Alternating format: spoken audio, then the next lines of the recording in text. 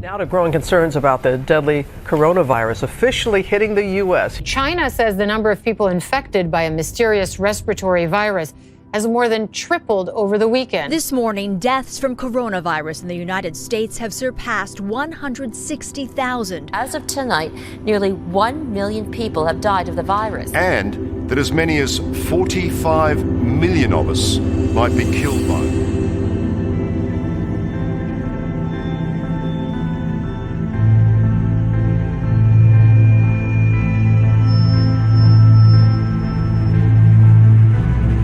I would like to introduce to you Dr. Richard Bartlett. He's a doctor who's been practicing medicine for over 20 years. You know, you're on the front lines of this fight. You're someone who's out there seeing it. You're not watching the news. You're in the ER.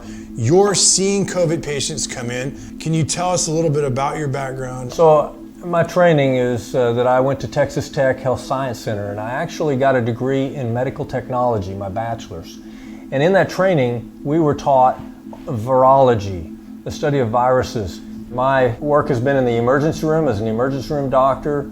Those are the front lines for taking care of COVID. We stabilize patients. Our goal is to take care of airway, breathing, circulation. Those are the ABCs. I'm an expert at stabilizing patients in their airway, breathing, circulation. And so when I was in the emergency room in March and I was waiting for my first COVID patient, wondering, what am I going to do if someone comes in here dying of COVID? Because there is no approved treatment. We haven't been even given an offering of something that we could give to patients. We were told, just try to keep them alive with a ventilator and 90% are going to die. That was not acceptable to me. If my patients were going to trust me with their life, I'm going to have to do better than that. And so during that 48-hour shift, I'm praying between patients. I'm a Christian. I'm also a doctor who uses science. And a strategy came to me during that 48-hour shift of using some tools that I was already familiar with. I was looking for a stopgap measure to help me stabilize the patient. During the course of 28 years, you treat a lot of asthma. And asthma is an inflammatory disease of the lungs. And we were told from the beginning that COVID is a super inflammatory disease of the lungs. And so I connected the dots. I thought, you know, I should use this anti-inflammatory, readily available, safe medicine, budesonide. I was shocked at how good it worked. And I started seeing a pattern of some of the most difficult patients recovering. And that was against what I was seeing in the news and what I'm seeing in the numbers that are being presented. That we're having success as opposed to what's happening all around us. So what I heard, doctor, on the news is the CDC sets the mandates and the protocols for you as a doctor of what you can and cannot prescribe. Is that true? That's the standard. We assume that the CDC has all the answers, and so we follow what the CDC recommends. The CDC should be the final answer on every disease. They're the Center for Disease Control. It has tons of funding, lots of research, and so we assume that they know more about the diseases than we do. Than anyone else. Right. And the only thing that they're mandating is late-stage treatment, is that correct? Well, the bottom line is we're told that the only treatment plan is late-stage care. The standard was set in communist China. That's where this outbreak started. That was parroted by the World Health Organization, which is used to helping third world countries which have limited resources. And then that got touted by the CDC, late care only. But when people are dying, and I know something that's going to help save lives, this is not the time that I can stop. I have to tell the truth. And the truth is there is a strategy out of this. After I started using it, I'm having my success, but I was really kind of scared to bring it out because this was against what the CDC was recommending. They're saying don't do anything, but I'm having success. Can you explain what budesonide actually does in the lung to the replication of this virus? Yeah, so the virus is the SARS-2 virus that binds to these receptors in the lungs, and then it causes the release of these inflammatory chemicals that go in the bloodstream, and those inflammatory chemicals are what's killing people. But when you use budesonide, it's almost like putting a wet blanket over a fire. It decreases the release of those inflammatory chemicals.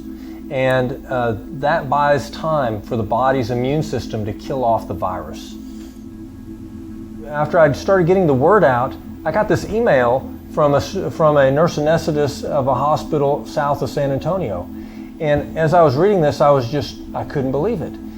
She was saying that in their ICU, half of the people that they would take into the ICU with COVID, they'd eventually have to intubate them and transfer them to San Antonio for long-term care in the ICU. But she saw one of my interviews, and she got the hospital staff together, and they unanimously decided that they would try this treatment strategy. And once they employed it, in 48 hours, they emptied their ICU. And so there's a picture of what the potential is. Can you imagine if all the ICUs in the United States were emptied in 48 hours, what that would look like? I'm convinced that for such a time as this, I've been prepared to help with this. I have a strategy that's working at a time when we were told there's no hope. Budesonide has been out for 25 years. It's used by millions of Americans every day. We've never seen it in the news as a disaster, causing a disaster. It's been used on 2-pound premature babies. It's been used on the fragile elderly in nursing homes without any trouble.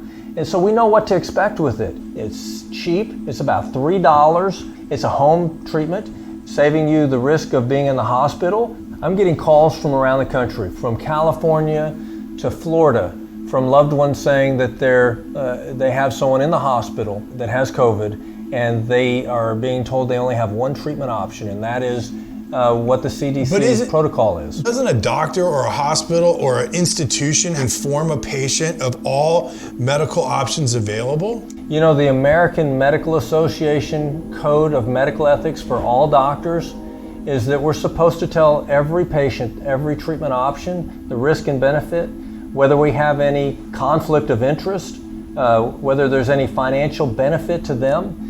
And that is the code of ethics for every doctor in the United States.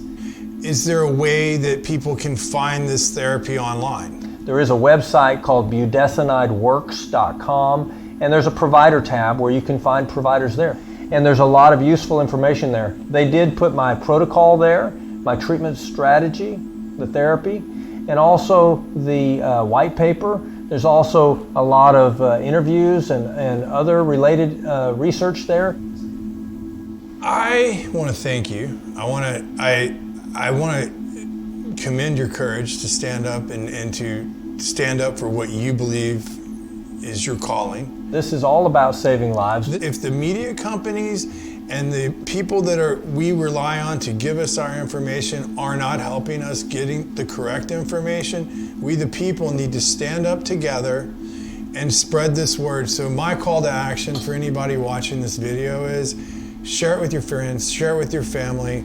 We appreciate your support. And I just want to tell you, I love you all. And I want this country to be what it should be, and I want this country to get back to where it needs to be, and I want to do my part as an American citizen to spread the truth to the world.